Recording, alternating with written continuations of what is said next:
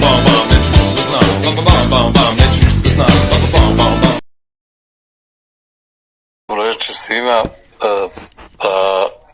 Srpski narod, nažalost, ne može da prepozna neprijatelja, i to najvećeg neprijatelja u istoriji srpskog naroda, koji se nalazi upravo u našim redovima. Znači, imamo jednu mafijašku vlast koja je otuđena od naroda, koja je izvršila krivična dela, koja je stavljena na teret, državni udar, maltretira nas i nipodaštava na sve moguće načine, a to smo mogli vidjeti i danas u dnevnim novinama i štampi, kada šef mafijaške vlasti omladinu koja se bija, da ne zna ni zbog čega se bije, poziva da se bije zbog njega, jer se otimaju za neke novce.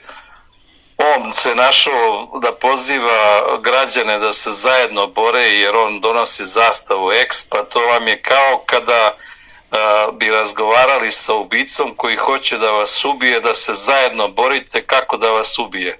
Po meni to izgleda, jer za mene je on ubica sopstvenog naroda, a dokazat će se Bože zdravlje i da je, jer postoje osnovne sumnje da je nalogodavac za više ubistava koja su se desila u Srbiji, što je navedeno u krivičnim prijavama, tako da zaista je teška situacija u kojoj narod ne prepoznaje najveće zlo koje se izrodilo u ovoj Srbiji. Znači, jedan najveći izdajnik u istoriji srpskog naroda, neprijatelj srpskog naroda, koji je perfidno u svojoj bolesti se nametnuo ovom narodu i ubedio jedan manji deo naroda. Ne zaboravite da je to manji deo naroda, jer imate prostu činjenicu da ova mafijaška vlast ima podršku samo 23% biračkog tela Srbije. Znači, sva ta banda koja se okupila oko tog kriminalnog klana ima samo 23% podrške biračkog tela. Znači 77% nas je tu koji treba da ustane, neka ustane 20-30%, pa mi smo mnogo jači od njih, jer oni su u raspadu. Da odgovorim Žani zašto 7. već smo pričali, zašto subota, i objasnili smo. Znači, pre mesec dana je podnet zahtev, navedeni razlozi zašto se traži ostavka, mesec dana je dato tim kriminalcima da daju ostavke za dela koja im se stavljaju na teret, nedelju dana je dato vremena još da se mi bolje organizujemo. 7. počinjemo sa mirnom revolucijom, sa građanskim hapšenjima, koja se, mi faktički otvaramo priču građanskog hapšenja, što znači može biti u subotu, možete sresti šefa mafijaške vlasti u nekom restoranu, kad ide u toalet, uhapsiti ga i privesti. Znači, otvara se bukvalno lov na te kriminalce koji se nalaze u vlasti, i svaki građanin može da odštampa nalog za hapšenje koji smo mi podneli uz našu odgovornost u ime naroda, da se taj ološ hapsi, jer mi više zaista nemamo vremena. Budi nam se omladina po fakultetima, bude nam se buduća inteligencija, profesori staju uz njih. Znači, svakoga drugog treba da je sramota, svakog roditelja od studenta koji je ustao da se bori protiv ove mafijaške vlasti, treba da je sramota ako ne stane uz svoje dete i bori se protiv ovog zla, jer ovo zlo ako ne sklonimo, nemojte očekivati ništa dobro Srbiji, jer ovo je izdajnik koji će prodati ne samo Vojvodinu, prodaće sve što može da proda da bi sačuvao svoj život, jer je on bolesnik, psihopata koji boluje od toga on po on. To veoma lako se može prepoznati ako vam jedna budala priča da je on uradio puteve, da je on uradio hram Svetog Save, da je on uradio ovo, da je on uradio ono. Pa svi mi treba stavimo prst na čelo i da se pitamo kog idiota mi to slušamo. Možemo da jasno konstatujemo da je čovek bolestan, jer nije dao jedan jedini svoj dinar od plate. Naprotiv, pokrao je milijarde eura od građana Srbije. Tako tako da ne treba niko da razmišlja da li je u pravu zato što treba da dođe 7. Da li će doći 8. ili 9. razbiti glavu tom kriminalcu ili svakom kriminalcu koji je pored njega, koji ga brani, jer mi imamo neprijatelje u našim redovima i moramo ih jasno prepoznati. Shvatite da su oni u raspadu, da je to jedan ološ. Znači, nemate tu mnogo čestitih ljudi. Čestiti koji su bili, oni su davno otišli, ostao je šljam. Šljam koji liči na svog šefa mafijaške vlasti.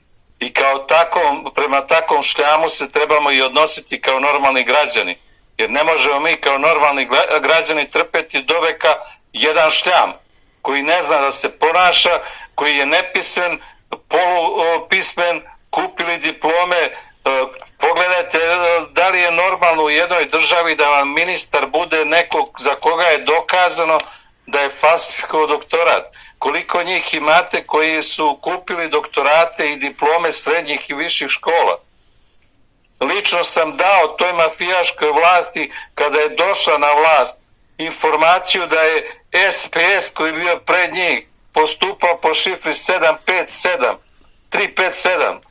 3.000 su uzimali za srednju školu za zaposlenje, 5.000 za višu školu i 7.000 za fakultet.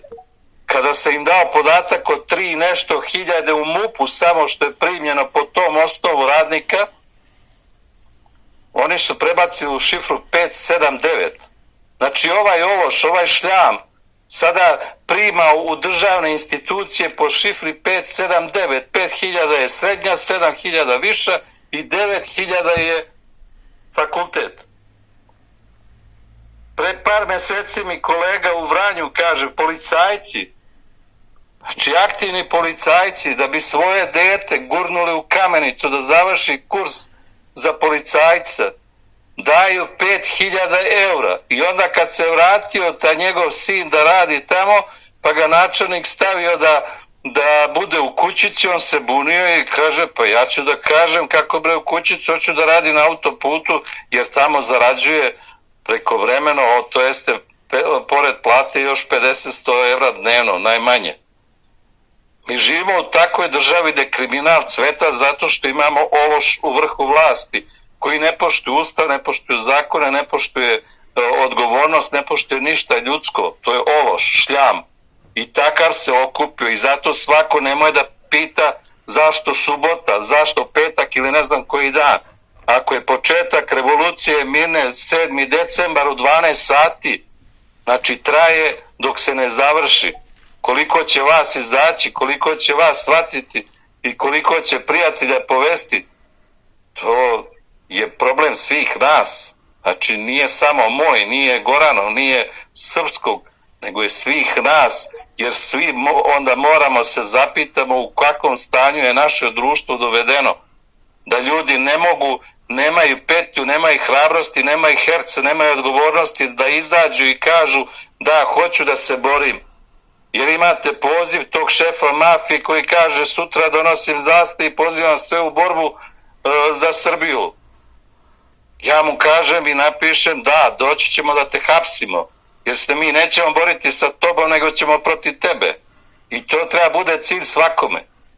Stvari se moraju imenovati, ne možemo dozvoliti više sebi kao ova deo mafijaške opozicije koji ćuti i razvodnjava na svo vreme pričajući priče u nesreći poginule dece u Ribnikaru, oni nas šetaju ko budale.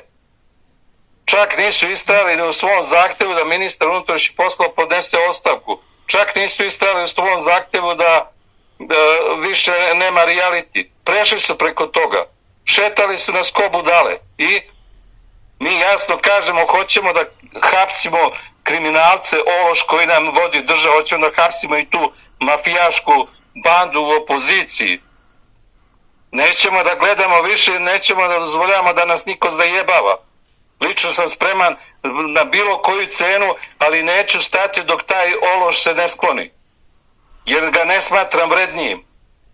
Ako neko smatra da je opozicija vrednija, gledao sam krivičnu prijavu posle 5. oktobra, kada je čovjek zarađivao milione zato što se predstavljao da ga Đinđić poslao da radi marketing za firme. I taj će da mi izigrava opoziciju i taj će da sutra bude neka vlast jer ga 10-12 godina neko proziva da uzme milione i kaže da jesam. Pa svaka budala bi mogla da uzme milione preko RTS-a jer onda imate osnovno pitanje ko je u RTS-u glup? Da mi plaćamo silne pare preko brojila, ja lično plaćam za 4 brojila i taj RTS ima tolike tutubane među sobom da ne znaju da prodaju svoje sekunde i minute, nego treba neko drugi da prodaje u njih i da zarađuju milione. Pa koji smo mi ludaci kao narod? Koje smo mi budale ako dozvoljavamo više sve to? Znači dosta je. Vreme je da kažemo dosta. Mi smo se kao narodna država pridružili toj inicijativi, jer i mi shvatamo da ne može drugačije. 4 veka čekamo neke institucije da rade svoj posao. Od Ustavnog suda do sudstva i tužilaštva. Niko ne radi.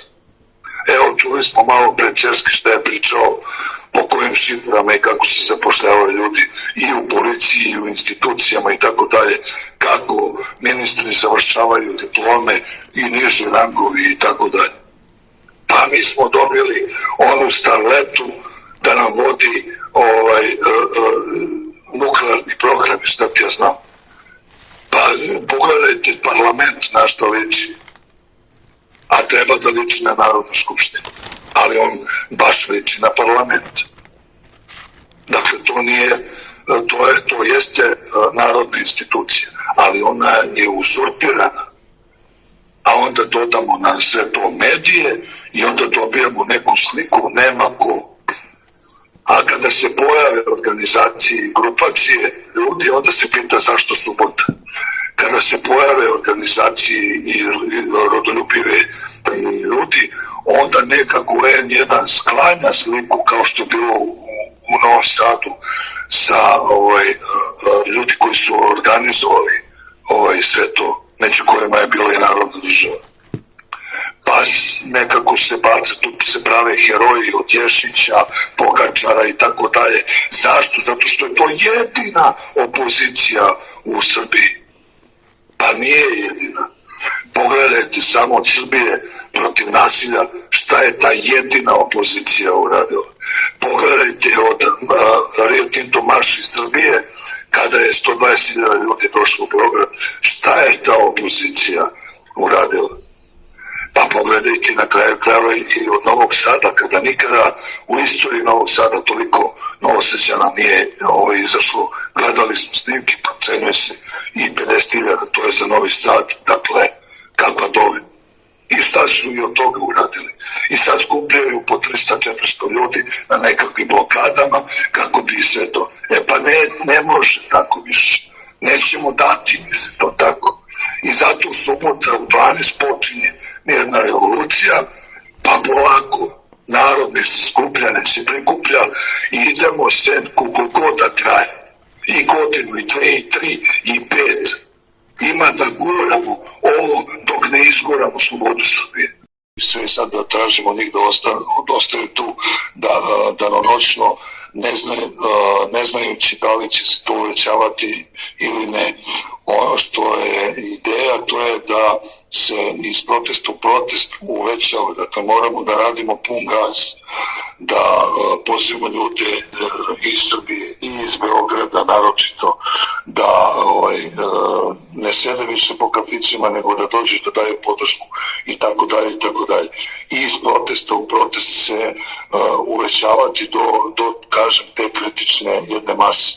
Ako budemo tražili od ljudi da ostanu, a došli su uglavnom iz unutrašnjosti, jer Beograd je to svaki put pokazao,